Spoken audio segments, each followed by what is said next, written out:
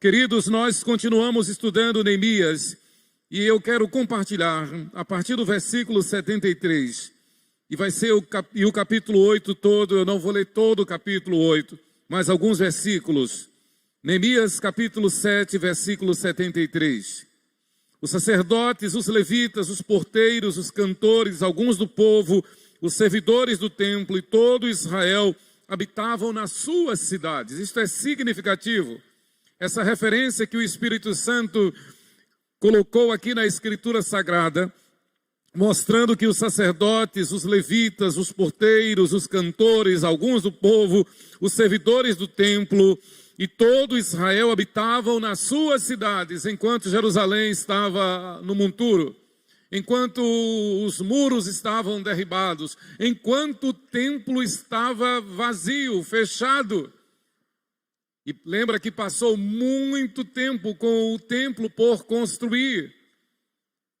Devemos lembrar sempre da história de Ageu, do ministério do profeta Ageu, quando desafiou o povo a negar-se a si mesmo e buscar a Deus em primeiro lugar, esquecer um pouco das suas coisas, das suas casas apaineladas e voltar-se para a casa de Deus. Ageu é enfático. E exatamente porque o povo voltou do cativeiro e cada um foi cuidar de si, dos seus negócios, dos seus interesses. Eles não tinham tempo, eles não queriam ter tempo para ir à casa do Senhor. Eles alegavam que foram perseguidos durante muito tempo, que sofreram no cativeiro durante muito tempo e que, portanto, precisavam cuidar de sua vida material, de seus negócios, de seus interesses. Eles não estavam interessados, em primeiro lugar, no reino de Deus. Isto é uma afronta contra Deus. O testemunho que eu vi desse pastor agora, ele mostrando que debaixo de toda a perseguição, de toda a truculência, de toda a violência comunista lá na Etiópia contra a igreja, eles nunca deixaram de se reunir. Eles se reuniam às escondidas, nas madrugadas, nas catatumbas, no mato, mas eles se reuniam. Nós nos lembramos daquele testemunho que o reverendo Ronaldo Lidório contou, de uma irmã paralítica que vinha 6 quilômetros para participar dos cultos. Isso no mato, lá em Gana, na selva. E ela vinha rastejando por 6 quilômetros para poder participar do culto. O Espírito Santo aqui, através de Neemias, faz uma chamada ao povo. Cada um estava nas suas cidades, cada um estava nos seus negócios, cada um estava nas suas casas. E não era o populacho, eram as autoridades religiosas, os sacerdotes, os levitas, os porteiros, os diáconos, os cantores, o ministério do louvor, alguns do povo, os servidores do templo, os levitas e todo Israel habitavam nas cidades, estavam refestelados nas suas cidades, estavam acomodados, confortáveis nas suas cidades, certamente preocupados com alguma perseguição política, certamente preocupados em serem vistos como pessoas não gratas, certamente preocupados com o politicamente correto da época. Afinal de contas, Jerusalém ainda estava sob o domínio de Artaxerxes, da Pérsia. E certamente, no intuito, com o objetivo de satisfazer os interesses pessoais, é muito fácil alegar que alguém está nos proibindo, é muito fácil alegar que há um impedimento, é muito fácil alegar que há alguma proibição, ainda que seja qual for a alegação.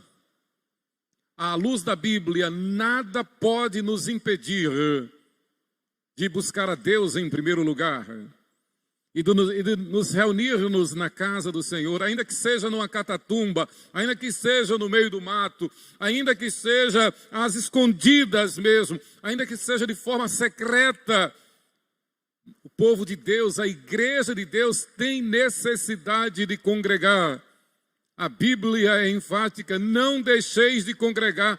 Não é forçação de barra, não é forçar o texto é claro.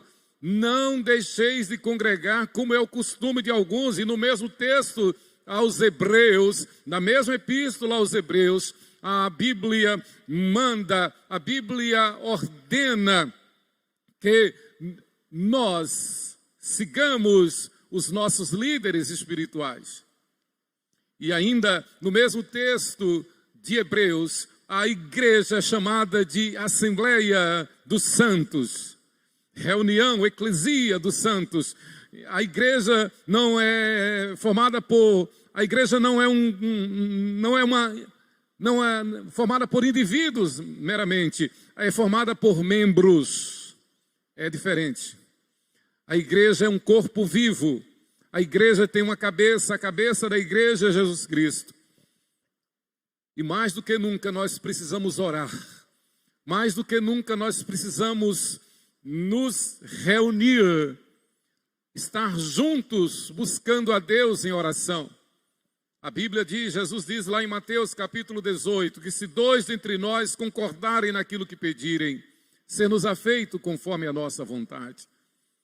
A Bíblia diz em Tiago que muito pode por sua eficácia a súplica dos justos. E em toda a Bíblia, assim como aqui em Neemias, nós vemos o Espírito Santo nos conclamando, nos chamando para estarmos reunidos, para estarmos juntos num só corpo. Muito bem, eu quero falar rapidamente esta noite sobre recarregando as baterias da fé, da esperança e do amor. Havia fé, havia esperança, havia amor no coração do povo da época de Neemias. Eles sabiam que eram descendentes de Abraão, eles sabiam que a profecia da volta do cativeiro havia se cumprido neles. Eles reconheciam que a boa mão de Deus estava sobre Israel. Eles tinham consciência das promessas, da lei de Deus. Mas é exatamente naquele contexto de João capítulo 8, quando Jesus reclama dos judeus, das autoridades religiosas da sua época, porque eles se orgulhavam, eles se exaltavam de serem filhos de Abraão. E Jesus é enfático, Jesus diz, vocês não são filhos de Abraão. Se vocês fossem filhos de Abraão, vocês me conheceriam como eu sou. E eles ficaram irados. E isso foi um motivo a mais para eles condenarem Jesus. Mas o que Jesus estava dizendo é exatamente o óbvio. Quem é filho de Abraão, obedece a Deus. Quem é filho de Abraão, submete-se à lei de Deus, à palavra de Deus. Quem é filho de Abraão sabe que a sua fé não está nas coisas deste mundo. A sua esperança não está neste mundo. Nesse mundo não há amor. Não há amor. Isto não é fuga. Isto não é fuga. Isto não é querer tentar tapar o sol com a peneira.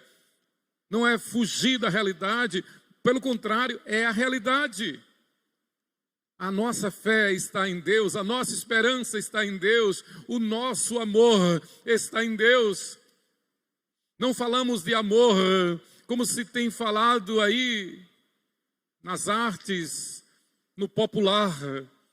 Para nós o amor é a luz da Bíblia, é aquele que aprendemos no contexto bíblico conforme o grego nos ensina.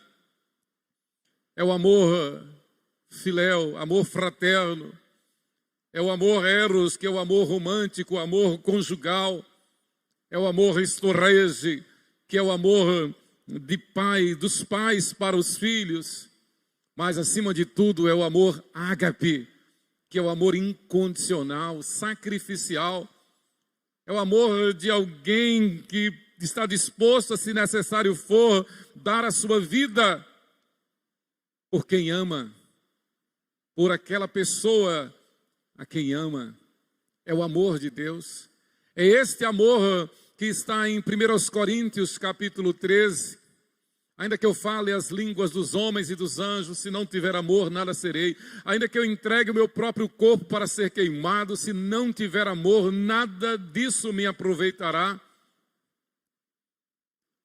Não devemos confundir amor com caridade, com atos de misericórdia.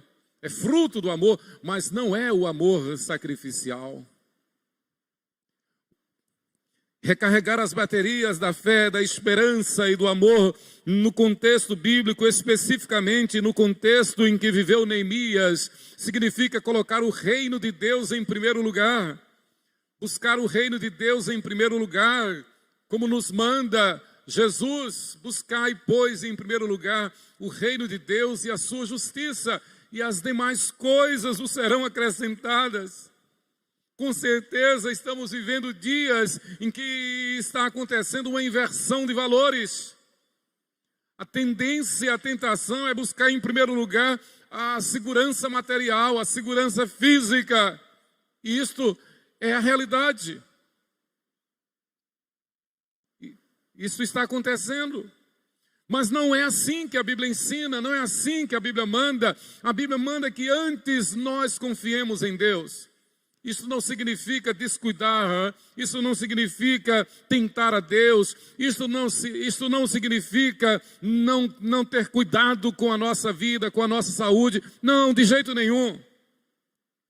A Bíblia é clara: buscai, pois, em primeiro lugar o reino de Deus e a sua justiça, e as demais coisas vos serão acrescentadas. Cuidemos sim da nossa educação, cuidemos sim da ética, cuidemos sim do respeito, da honra, cuidemos sim da saúde, cuidemos sim da assistência social, dos atos, dos gestos de misericórdia, da caridade. Cuidemos da nossa vida pessoal, mas acima de tudo, cuidemos da nossa vida espiritual.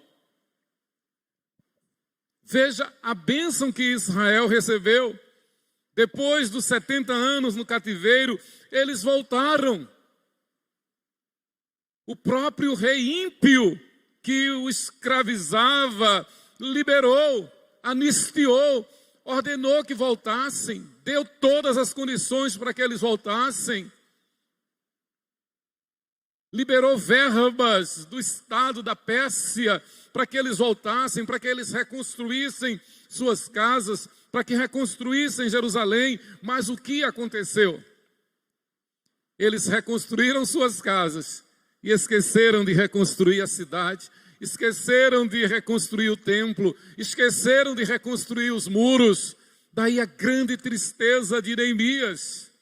A grande dor no coração de Neemias, Neemias capítulo 1, quando ele passa aqueles 4 meses orando, foi justamente em decorrência da ingratidão do povo. O povo não estava colocando Deus em primeiro lugar. Irmãos, o nosso Deus não dormita nem dorme, Ele é o guarda de Israel. O salmista é muito claro quando diz: uns confiam em carros, outros em cavalos, nós porém confiamos em o nome do Senhor. Carros e cavalos naquele contexto significava o poder financeiro, o poder econômico e o poder político. Carros e cavalos simbolizava exatamente isso, o poder econômico e o poder político. Uns confiam no poder econômico, outros no poder político e suas decorrências e suas variantes. O poder econômico que vai dar estabilidade, que vai dar condições de se prover uma boa saúde, um bom seguro de saúde, uma boa assistência de saúde. O poder político que vai garantir segurança, emprego, essas coisas. Mas o salmista diz: enquanto uns confiam em carros, outros em cavalos, nós, porém, confiamos em o nome do Senhor. É o que Neemias está dizendo, é o que a Bíblia toda nos diz. Recarregar as baterias da fé e da esperança, e do amor, implica em andar com Deus, estar com Deus. Foi feita uma pesquisa nos Estados Unidos com cristãos universitários, apenas cristãos universitários. Uma pesquisa para saber o nível de conhecimento bíblico. E quem mais acertou apenas 34%. Não chegou nem a 50%. A maior nota foi ter alcançado 34%, acertado 34% das respostas. A grande maioria ficou em 10% de conhecimento bíblico. Então, gente que anda na igreja não sabe quantos livros tem a Bíblia, não sabe quantos tem no Novo, no Antigo Testamento, não sabe quais são os 10 mandamentos, não sabe o nome dos apóstolos, não sabe o nome dos filhos de Jacó, de Israel. Talvez não saiba um versículo memorizado. Talvez não tenha lido ainda a Bíblia toda. Outra estatística mostra também lá dos Estados Unidos que é grande o número de pastores que nunca leram a Bíblia toda. Então há um analfabetismo bíblico. O que é isto que acontece no meio do povo de Deus? É uma inversão de valores. É gente que diz que é de Deus, é gente que quer Deus, é gente que quer ir para Deus, é gente que quer ser abençoado por Deus, mas não quer compromisso com Deus.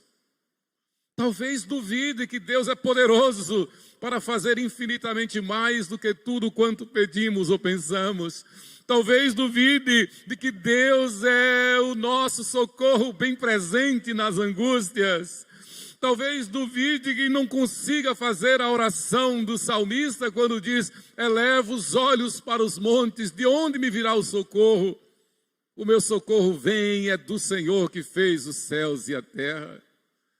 Talvez duvide da soberania de Deus e que Deus tem o controle sobre tudo e sobre todos. Não cai um pardal sem que seja do consentimento de Deus. É Ele quem alimenta as aves, é Ele quem veste as flores do campo. E no seu livro estão contados todos os nossos dias, cada um deles escrito e determinado, quando nenhum deles havia ainda. Em meio à aflição, em meio à tribulação, nós somos convocados, o Espírito Santo nos chama a voltar para Deus. A buscar a Deus, buscar-me-eis e me achareis, quando me buscardes de todo o vosso coração. A desejar estar diante do Senhor, a desejar ter vida de oração. Na bela reunião que tivemos no último sábado, o intercâmbio da nossa UPA, União Presbiteriana de Adolescentes, com a UPA da Igreja Presbiteriana de Mogi das Cruzes, em São Paulo, onde o mensageiro de Deus foi o reverendo Ricardo Kassab. Ele nos passou uma estatística que já é bastante conhecida, mas é sempre bom lembrar. Diariamente, as pessoas passam cerca de 10 horas nas redes sociais. E a pergunta que ele fez foi: quanto tempo se passa com a Bíblia? Quanto tempo se passa lendo a Bíblia, estudando a Bíblia? Claro que nessa era de tecnologia nós precisamos e dependemos das redes sociais. Mas não é por isso que nós vamos esquecer da Bíblia. Aliás, a gente pode ler a Bíblia no smartphone, pode ler a Bíblia pelo celular. Então a pergunta fica mais fácil de ser feita, mais lógica, mais objetiva.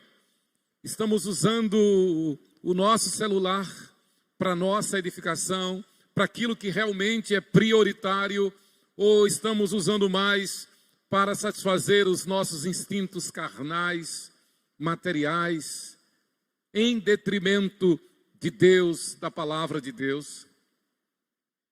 Talvez se use a Bíblia no celular apenas para mandar um versículo e pronto, quando na verdade nós precisamos conhecer a Deus. Eu quero parar esta reflexão por aqui, lembrando que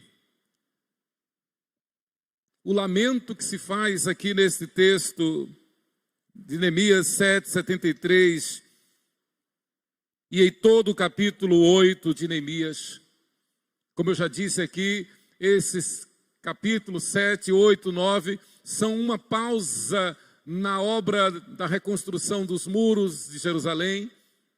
Os muros foram reconstruídos já e a obra toda se completa. A gente vai ver nos 13 capítulos de Neemias, mas aqui ele dá uma pausa. Agora não é obra material, agora não é mais reforma nos muros, não é mais reforma física, mas é uma reforma espiritual. E Neemias junta-se com Esdras. Neemias está lado a lado com Esdras, o sacerdote. E o tempo agora é de chamar o povo para comunhão com Deus. O tempo agora é de chamar o povo para recarregar suas baterias espirituais, suas baterias da fé, da esperança e do amor. E se recarrega as baterias espirituais da fé, da esperança e do amor, buscando a Deus em primeiro lugar, servindo ao Senhor em primeiro lugar, testemunhando do poder de Deus em primeiro lugar. E para isto necessário é conhecer a Deus, conhecer a palavra de Deus. Todo o capítulo 8 de Neemias é um chamado ao povo para que busque a palavra de Deus, para que medite na palavra de Deus, para que sirva ao Senhor com temor e tremor, em meio à tribulação em que já estamos vivendo. A igreja já está passando por uma tribulação. Em meio a essa tribulação em que estamos enfrentando, a Bíblia nos ensina, o nosso Deus nos ensina a que o que devemos fazer é conhecer a sua palavra, guardar a sua palavra em nosso coração, viver a sua palavra, obedecer a sua palavra, porque somente conhecendo a palavra de Deus é que nós podemos ter santificação. Jesus, em Mateus 22, 29, ele reclama das autoridades religiosas, dizendo: errais, não conhecendo as Escrituras nem o poder de Deus. E erravam feio, e erra feio quem não conhece as Escrituras nem o poder de Deus. Aqui em Neemias 8, o versículo 9, registra-se assim: Neemias, que era o governador, e Esdras, sacerdote e escriba, e os levitas que ensinavam todo o povo lhe disseram: este dia é consagrado ao Senhor. Este dia é consagrado ao Senhor vosso Deus, pelo que não pranteeis, nem choreis, porque todo o povo chorava, ouvindo as palavras da lei. Exatamente isso. O povo atendeu ao chamado de Neemias e Esdras. O povo se reuniu. O contexto nos mostra que Neemias e Esdras começaram a ler a palavra, a lei de Deus, desde o amanhecer, desde o raiar do dia e até ao meio-dia. Eles leram a palavra de Deus. E o texto nos mostra que todo o povo, as famílias reunidas, todos estavam ali de pé, ouvindo a leitura da palavra de Deus. E em ouvindo a palavra, reunidos ali naquela santa congregação, naquela santa assembleia, eles se quebrantaram, eles se humilharam. O texto é claro, eles choraram, certamente reconhecendo o seu pecado, reconhecendo a sua rebeldia, reconhecendo o seu tempo de frieza espiritual, o seu tempo de ignorância espiritual. Está acontecendo aqui no capítulo 8 um reavivamento. Como dizia um professor meu no seminário, foi uma reforma protestante no tempo de Neemias. Neemias foi um reformador em Israel, do mesmo jeito que Lutero e Calvino no século XVI da nossa era. Houve uma reforma protestante. O povo resolveu então voltar para Deus. O povo entendeu que o melhor é buscar a Deus em primeiro lugar, que o melhor é conhecer a Deus, conhecer a palavra de Deus e levar a palavra de Deus a sério e voltar-se para a casa do Senhor. Enfim, eles entenderam a mensagem do pastor e do profeta Ageu. Eles entenderam que, ainda que cuidando da sua vida, cuidando da sua saúde, cuidando de suas casas, eles não tinham motivo, eles não tinham razão alguma para negligenciar a casa de Deus. Queridos, nós mais do que nunca precisamos orar. Mais do que nunca nós precisamos interceder uns pelos outros, não principalmente para obter aquilo que desejamos, mas devemos orar sempre para que a vontade de Deus se manifeste, para que Deus seja glorificado, para que Deus seja reconhecido, temido em nosso meio, para que nós nos aproximemos mais de Deus. Orar pela nossa santificação. Claro que nós oramos pedindo bênçãos materiais, oramos pedindo saúde, oramos pedindo livramento, oramos pelas autoridades, oramos pela cidade, oramos pelos que sofrem, devemos orar e interceder pelo bem de todos. Mas tudo isso devemos entender como acessórios. Porque o objetivo primeiro, o objetivo principal em toda a oração do crente fiel é aproximar-se de Deus, é ter intimidade com Deus. É o que nos diz este tema, é recarregar as nossas baterias da fé, da esperança e do amor.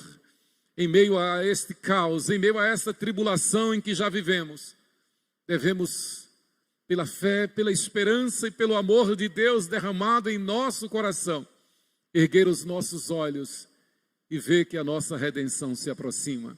E entender que Deus está nos permitindo passar por essa prova, por essa tribulação que estamos passando aqui e no mundo todo, com um objetivo: fazer-nos nos achegar mais a Deus. Como diz Jeremias,